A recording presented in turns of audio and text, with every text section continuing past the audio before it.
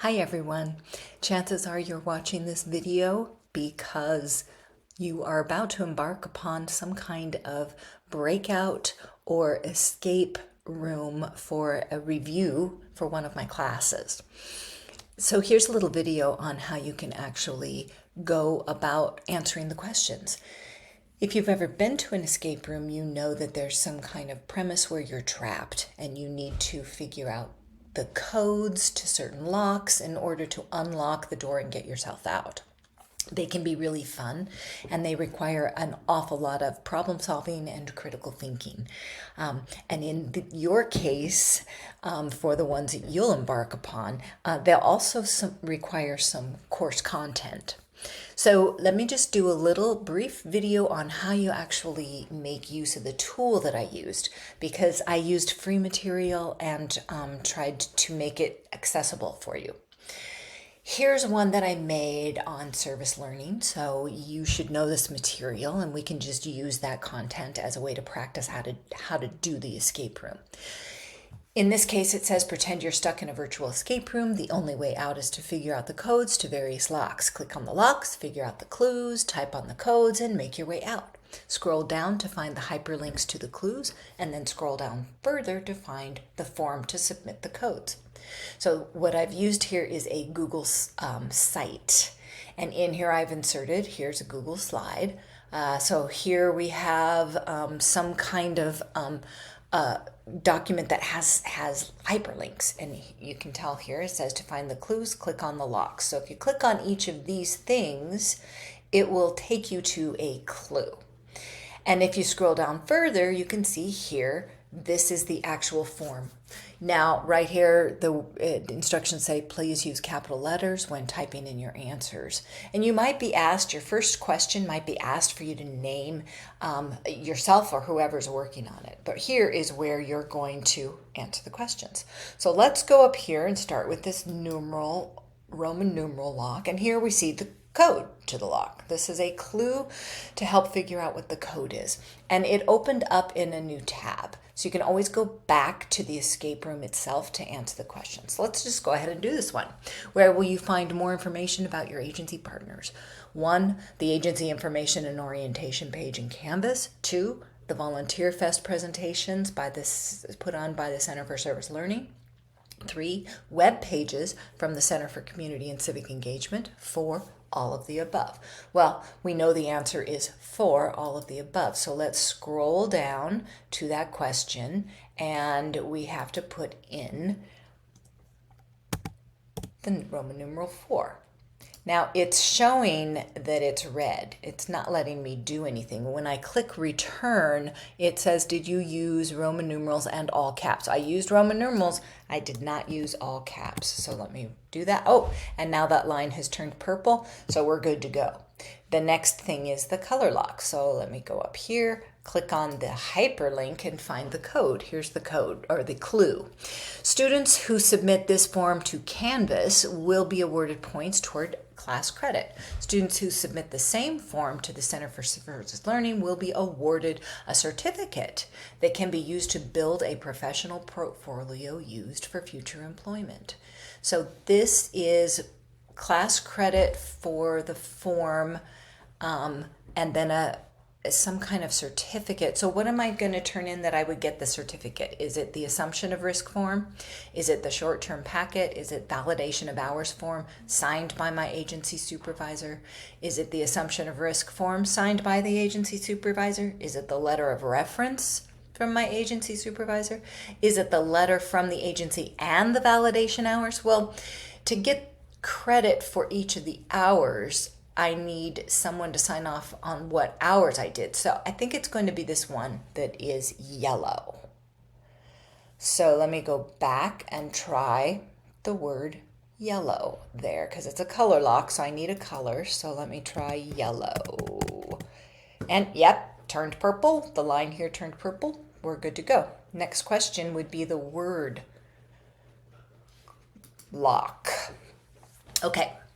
This form must be submitted to the Center for Service Learning prior to starting the service learning hours. Okay, so I know that it is the assumption of risk form, so it's either this one or assumption of risk form signed by your agency. So I didn't need the agency signature on that. So it's got to be this red one.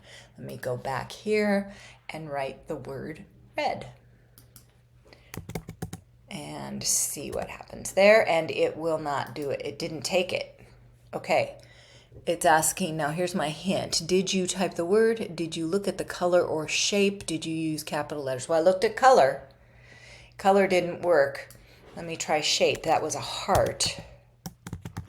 Oh, that one worked.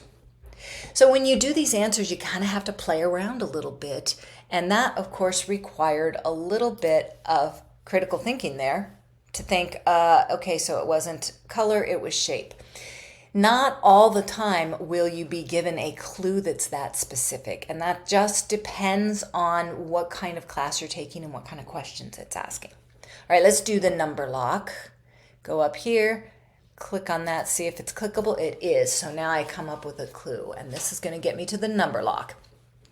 Why is service learning required for this class? It provides real-world opportunities to apply to what you learn. Yeah. It promotes critical thinking skills. Yeah. It gives your professor a chance to load you up with extra work. No, because nothing about the service learning is extra. It's all embedded in the course, so that can't be right. 4, it gives you a chance to make professional connections. Yep. It can help build your resume. Yep. It can be a better way for you to learn course content than more traditional ways like writing papers or taking exams. Yeah, she said that at the beginning. It isn't required. It's optional for students who have the time. Nope, that's not it. So 3 and 7 so far are not. It provides you with a way to make positive impact on your community, and it can help you with mental health issues. Both of those apply. So what do? Let's see. Include the numbers of all the statements that apply in numerical order with no spaces between. So that would be 1, 2, 4, 5, 6, 8, and 9. So let me try that. Go down here again to this one. 1, 2, 4, 5, 6, 8, 9. Oh, and that was right. So now I can go to the next one. Hit next. And I don't see anything. That's because the form took a long space up here. So what you have to do is keep scrolling up. And you can see here, it says, you're done. Please submit below. So I'm going to submit and scroll up again because I got to get to the top of this page. And I think we are done. Yep. Okay, so that's basically how you work the tools that I used for this. There's a couple of things I wanted to remind you. The first is that if you work together with this, which is perfectly appropriate for the most part for you to work with other people. In fact, in some classes, I have you actually virtually meet to do it together. And if that's the case, it means it's probably a more challenging escape room that I've created. And it helps to have more than one head working on a problem.